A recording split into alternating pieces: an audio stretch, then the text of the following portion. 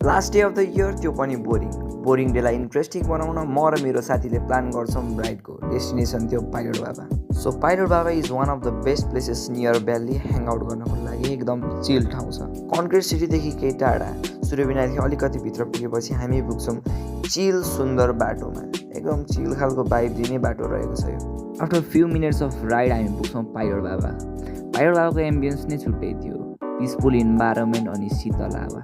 एउटा सानो स्पोर्टलाई हामीले ग्र्याब गर्छौँ र त्यो मोमेन्ट इन्जोय गर्न थाल्छौँ। So he is my friend Chhogel Tamang. He make his own music अनि दामी दामी म्युजिकहरू बनाइरहेको हुन्छ। उसको च्यानलमा नि अपलोड गरिरहेको हुन्छ। Go and check it out, link in description. After spending hours in Pilot Baba we decided to leave that place. Then हामी आफूले गरेको फोहोरहरू प्लास्टिक ब्यागमा कलेक्ट गर्छौँ अनि निस्किन्छौँ रुमको लागि।